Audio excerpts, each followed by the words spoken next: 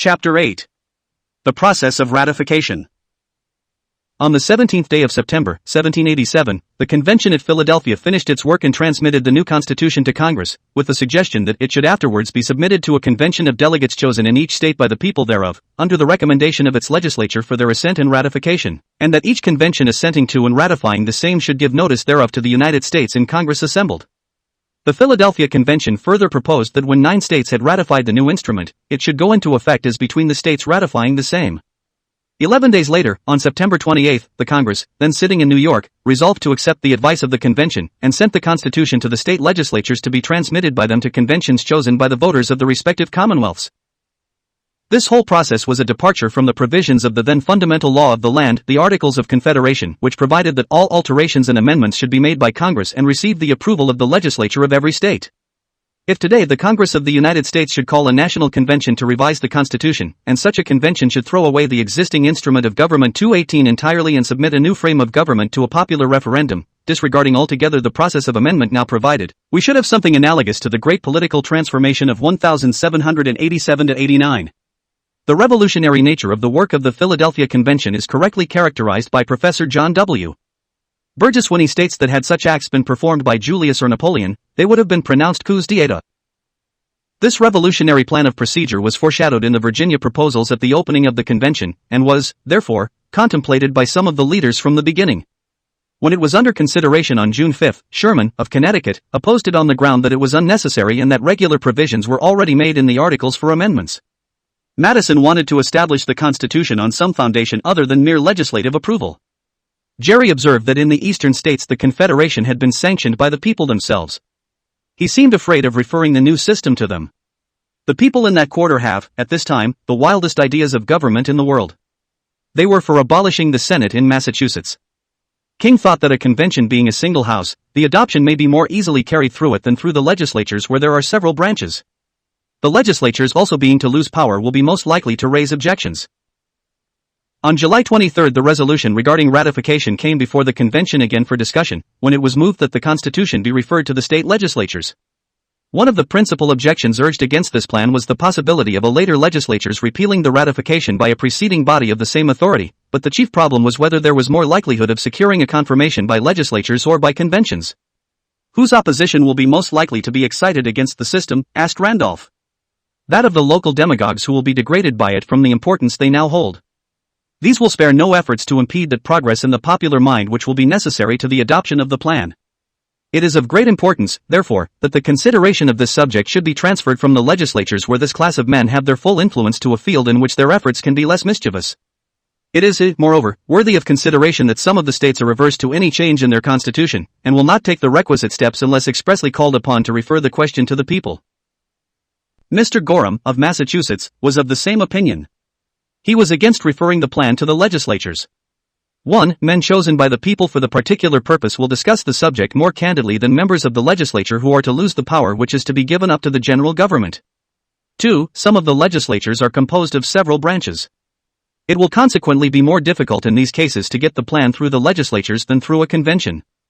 3. In the states many of the ablest men are excluded from the legislatures, but may be elected into a convention.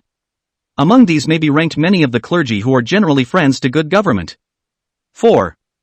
The legislatures will be interrupted with a variety of little business, by artfully pressing which, designing men will find means to delay from year to year, if not to frustrate altogether, the national system. 5. If the last article of the Confederation is to be pursued the unanimous concurrence of the states will be necessary. In the convention, Ellsworth preferred to trust the legislatures rather than popularly elected conventions. He thought more was to be expected from the legislatures than from the people. The prevailing wish of the people in the eastern states is to get rid of the public debt, and the idea of strengthening the national government carries with it that of strengthening the public debt. After the plan of ratification by conventions was carried in spite of Ellsworth's objections, he defended it in his appeal to the populace by saying, "It proves the honesty and patriotism of the gentlemen who composed the General Convention, that they chose to submit their system to the people rather than to the legislatures, whose decisions are often influenced by men in the higher departments of government, who have provided well for themselves and dread any change lest they should be injured by its operation. I would not wish to exclude from a state convention those gentlemen who compose the higher branches of the assemblies in the several states, but choose to see them stand on an even floor with their brethren, where the artifice of a small number cannot negative a vast majority of the people. This danger was foreseen by the Federal Convention and they have wisely avoided it by appealing directly to the people. A study of the opinions of the members of the convention shows that 4 leading reasons led to the agreement on ratification by state conventions. It permitted the disregard of the principle of unanimous approval by the states. A firmer foundation would be laid for the Constitution if it had the sanction of special conventions rather than temporary legislatures. One of the first objects of the Constitution was to restrict the authority of state legislatures, and it could hardly be expected that they would voluntarily commit suicide. Another leading purpose of the convention was to pay the public debt at par, and the members had learned from the repeated appeals to the state legislatures for funds to meet this national obligation that no relief was to be expected from this source. There was a better chance of getting the right kind of citizens elected to a convention than to a legislature. By separating the election of delegates to state conventions from the election of members to the state legislatures, the supporters of the Constitution were better able to concentrate their campaign of education. As for the provision of the Articles of Confederation requiring the approval of every state for any amendment in the Articles, the urgent necessities of the advocates of the new system could not permit such a mere technicality to stand in their way. The question of their legal right to cast aside their instructions and draft a totally new instrument was more or less troublesome for those who entertained a strict regard for the observance of the outward signs of propriety. No doubt the instructions of the delegations from the several states limited them to the revision of the Articles of Confederation, and it is highly improbable that in the state of public temper then prevailing a convention would have assembled at all if its revolutionary purposes had been understood. During the debates behind closed doors, Mr. Patterson declared that the delegates were bound by their instructions, but Randolph replied that he was not scrupulous on the point of power, and Hamilton agreed with this view saying, "We owed it to our country to do on this emergency whatever we should deem essential to its happiness. The states sent us here to provide for the exigencies of the Union. To rely on and propose any plan not adequate to these exigencies merely because it was not clearly within our powers would be to sacrifice the means to the end." Outside the halls of the convention it also became necessary to defend this revolutionary departure from their instructions. Madison took up the cause in the Federalist and made out an unanswerable case for his side, frankly pleading the justification of revolution if the legal arguments which he advanced were deemed insufficient. At the outset he is unwilling to admit that the convention had broken with its instructions and performed a revolutionary act. He, accordingly, puts forward a legal and moral justification first, based upon an analysis of the instructions of the delegates. They were bound, he shows, to make such revisions in the Articles as would render them adequate to the exigencies of the Union, but an adequate government, he pleads, could not be made by revising the Articles, and the convention was either compelled to sacrifice the greater for the less by strictly obeying its instructions or to do its whole duty by sacrificing the letter of the law.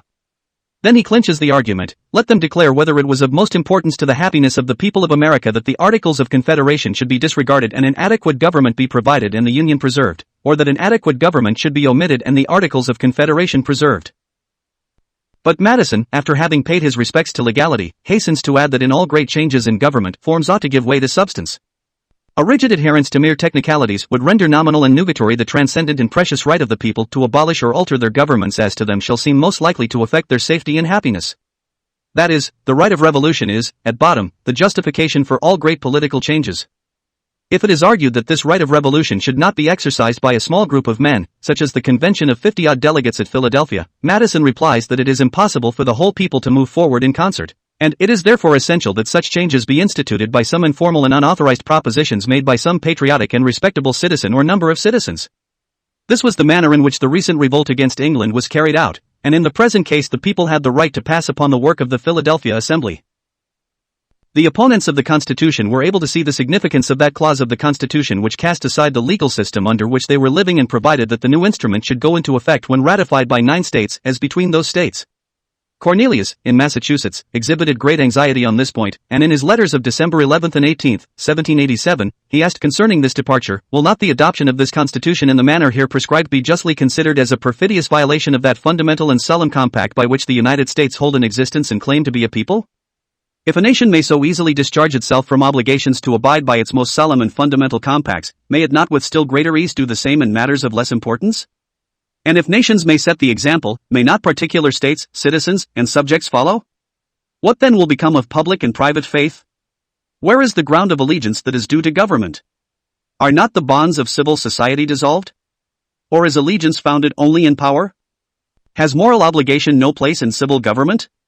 In mutual compacts can one party be bound while the other is free? Or, can one party disannul such compact, without the consent of the other? If so, constitutions and national compacts are, I conceive, of no avail, and oaths of allegiance must be preposterous things. On all hands, the unconstitutional procedure of the convention was attacked by the anti-federalists. A system of consolidation, says another writer, has been formed with the most profound secrecy and without the least authority, and has been suddenly and without any previous notice transmitted by the Federal Convention for ratification. Congress, not disposed to give any opinion on the plan, have transmitted it to the legislatures have followed the example and sent it to the people. The people of this state, unassisted by Congress or their legislature, have not had time to investigate the subject, have referred to the newspapers for information, have been divided by contending writers, and under such circumstances have elected members for the state convention, and these members are to consider whether they will accept the plan of the federal convention, with all its imperfections, and bind the people by a system of government, of the nature and principles of which they have not at present a clearer idea than they have of the Copernican system. Whatever was thought of the merits of the controversy over the proposed plan of ratification, it was accepted by the state legislatures, which were invited by Congress to transmit the Constitution to special conventions. It remains to inquire, therefore, what methods were employed in calling these conventions and setting the seal of approval on the new and revolutionary proposals of the Philadelphia Assembly. The resolution calling the convention in New Hampshire to pass upon the federal constitution was adopted by the legislature on December 14, 1787. The time for holding the elections was left to the selectmen of the several towns, who were instructed to warn the duly qualified voters of the event. The date for the meeting of the convention was fixed on the second Wednesday of February, 1788.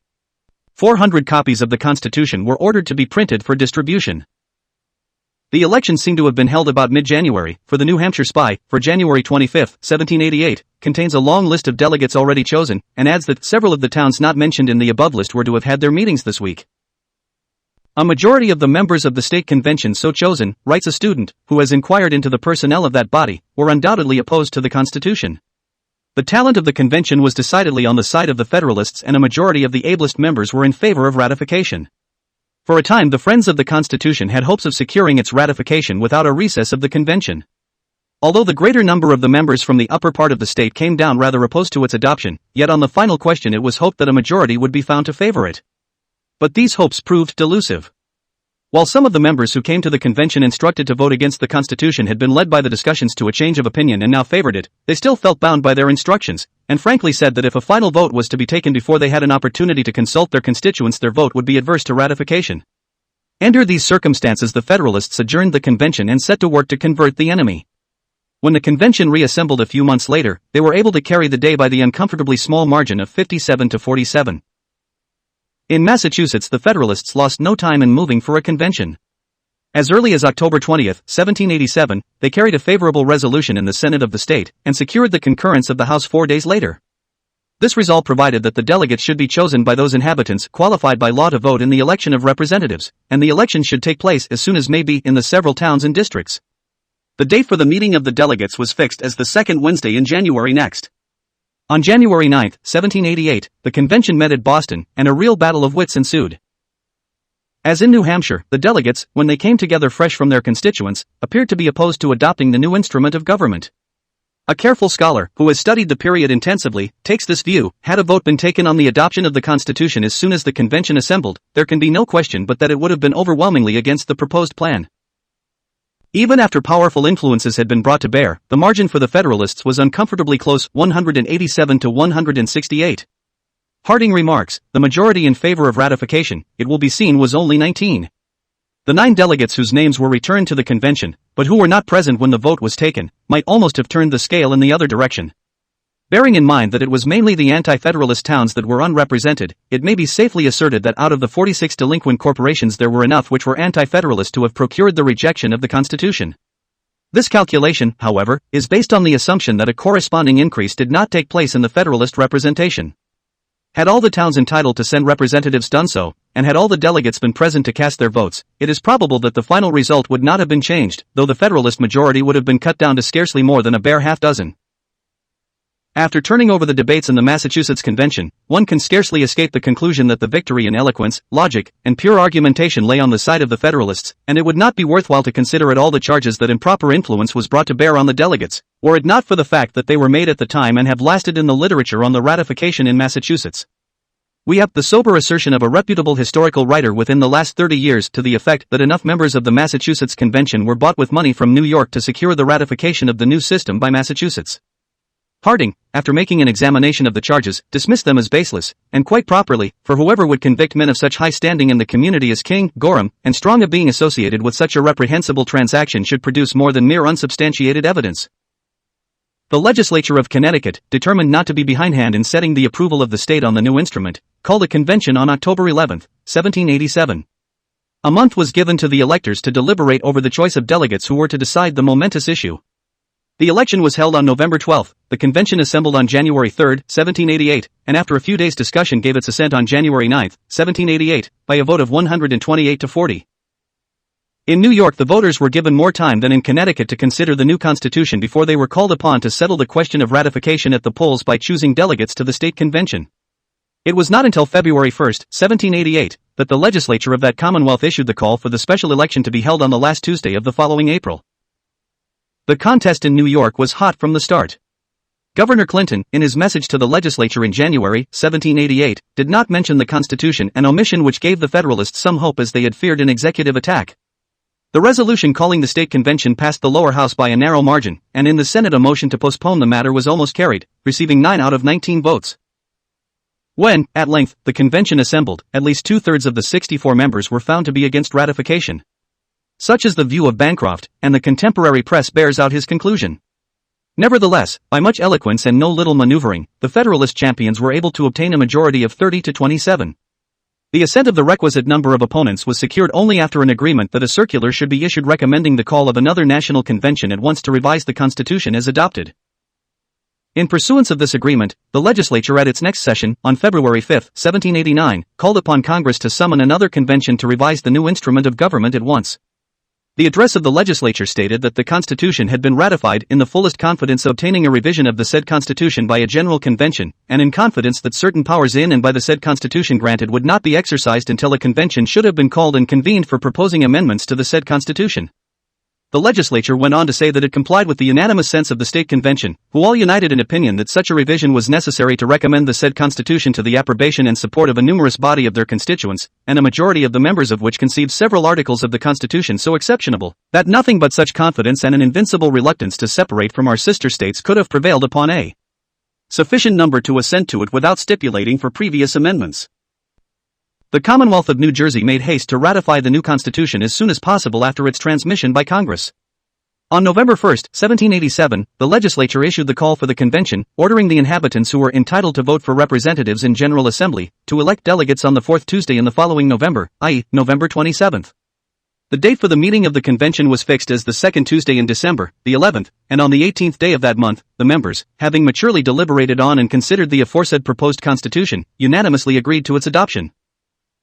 The legislature of Delaware, influenced by the sense and desire of great numbers of the people of the state, signified in petitions to their General Assembly, adopted a resolution on November 10, 1787, calling for the election of delegates within a few days, that is on November 26, for the state convention to pass upon the Constitution. The convention met at Dover on December 3, and after 4 days' deliberation on the matter adopted the Constitution by unanimous vote on December 6, 1787. In Pennsylvania, the proceedings connected with the ratification were precipitous and narrowly escaped being irregular. Before it was known that Congress would even transmit the Constitution to the states for their consideration, George Clymer, who had been a member of the National Convention and was then serving in the Pennsylvania legislature, rose in his place and moved that a state convention of deputies be called, that they meet at Philadelphia, and that they be chosen in the same manner and on the same day as the members of the next General Assembly. In vain did the opponents urge that this was irregular, that it was not known whether Congress would act favorably, and that deliberation rather than haste should characterize such a weighty procedure. The legislature, nevertheless, resolved to call the convention, and adjourned until the afternoon, leaving the date of the convention and manner of selecting delegates to be settled later.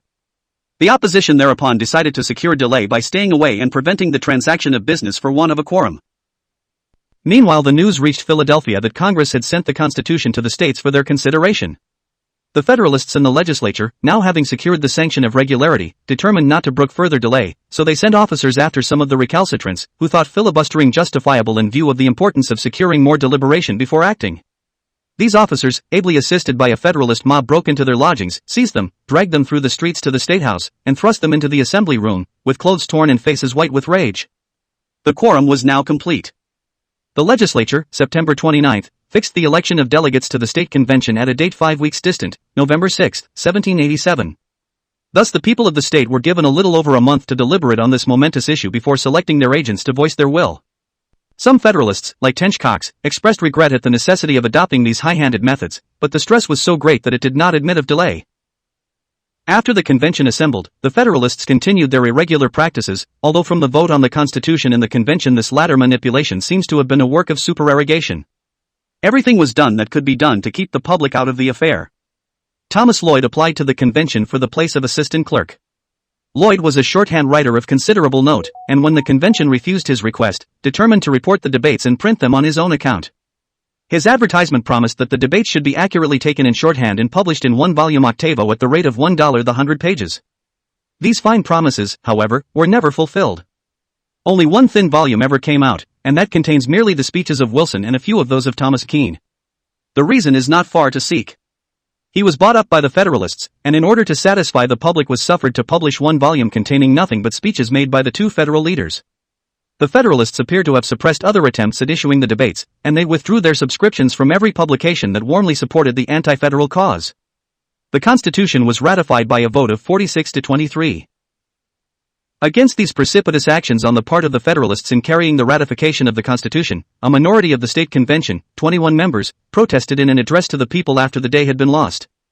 The Protestants told how the Federal Convention had been called by Congress, and then recited the facts as they viewed them, so hastily and eagerly did the states comply with the call of Congress for the convention, that their legislatures, without the slightest authority, without ever stopping to consult the people, appointed delegates, and the conclave met at Philadelphia. To it came a few men of character, some more noted for cunning than patriotism, and some who had always been enemies to the independence of America. The doors were shut, secrecy was enjoined, and what then took place no man could tell. But it was well known that the sittings were far from harmonious. Some left the dark conclave before the instrument was framed. Some had the firmness to withhold their hands when it was framed. But it came forth in spite of them, and was not many hours old when the meaner tools of despotism were carrying petitions about for the people to sign praying the legislature to call a convention to consider it. The convention was called by a legislature made up in part of members who had been dragged to their seats and kept there against their wills, and so early a day was set for the election of delegates that many a voter did not know of it until it was passed. Others kept away from the polls because they were ignorant of the new plan, some because they disliked it, and some because they did not think the convention legally called. Of the 70,000 freemen entitled to vote, but 13,000 voted. For a long time the war of the dissenters against the Constitution went on in Pennsylvania, breaking out in occasional riots, and finally in the Whiskey Rebellion in Washington's administration, but they were at length beaten, outgeneraled, and outclassed in all the arts of political management. In November, 1787, the Maryland legislature, after hearing Luther Martin's masterly indictment of the Constitution and McHenry's effective reply, unanimously ordered a convention of the people of the state. It copied the example set by Virginia of leaving the door open for amendments, and by a majority of one the day for the choice and the day for the meeting of its convention were postponed till the next April. Several months were thus given for deliberation, in marked contrast to the speedy dispatch of the business in Delaware, New Jersey, Connecticut, Pennsylvania, and Massachusetts. The elections were duly held on the first Monday in April, 1788, and the convention assembled on April 21. The opponents of the Constitution, Chase, Mercer, and Martin, hurled themselves against it with all their might, but, it is related, the friends to the federal government remained inflexibly silent. After a week's sessions, the malcontents having tired themselves out, the convention ratified the Constitution by a vote of 63 against 11 on the afternoon of Saturday, April 26. The instrument was formally sealed on the 28th. The legislature of Virginia, by a resolution passed on October 25, 1787, and a law enacted on December 12, called a convention to be elected in March, 1788, and to assemble on June 2, 1788. In no state were the forces for and against the Constitution more ably marshaled and led. In no state was there higher order of debate in the convention than took place in Virginia, the birthplace of the Constitution. It was a magnificent battle of talents that was waged during those June days, from the 2nd until the 25th. Then the roll was called, and from the cities of Richmond and Williamsburg, from the counties near the ocean, from the northern neck, and from the counties between the Blue Ridge and the Alleghanies, 89 delegates voted for the Constitution. From the other central and southern border counties of Kentucky, 79 cried no. The margin of victory was small, but it was safe. North Carolina was recalcitrant. The call for the convention was issued by the legislature on December 6, 1787, the election was held on the last Friday and Saturday of March, 1788, and the convention assembled on July 21, 1788. In this body the Anti-Federalists obtained a large majority. They permitted the whole subject to be debated until the 2d of August, still it had been manifested from the first that they would not allow of an unconditional ratification. On that day the convention deferred the ratification of the Constitution by a vote of 184 to 84, and adjourned sine die. The new federal government was inaugurated without North Carolina, but the economic pressure which it brought to bear on that state, combined with the influence of eminent Federalists, including Washington, and the introduction of constitutional amendments in Congress, brought her into the Union on November 21, 1789. South Carolina was one of the most deliberative of all the states, for it was not until January 18, 1788, that the legislature by unanimous resolution called a convention which was elected in April, and organized in Charleston, on May 13 of that year. The discussion there was evidently of a high order. Those who participated in it took first rank in the Commonwealth, and the defenders of the new system put forth efforts worthy of the distinguished forensic leaders of the Charleston bar. The opponents exhausted the armory of their arguments, and seeing the tide running against them, they sought an adjournment of 5 months for further deliberation, but a motion to this effect was lost by a vote of 89 to 135. Finally at 5 o'clock on the 10th day of the sessions, May 23, the Constitution was carried by a large majority, 149 to 73.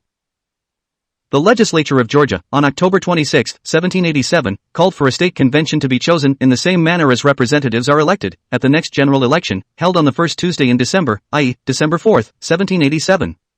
The convention was duly chosen, and met at Augusta on December 25, and after having taken into serious consideration the said Constitution for 4 or 5 days, solemnly ratified the instrument on January 2, 1788. Rhode Island was the last of the 13 states to accept the Constitution. She had refused to send delegates to the federal convention, and the triumphant paper money party there would have none of the efficiency promised by the new system.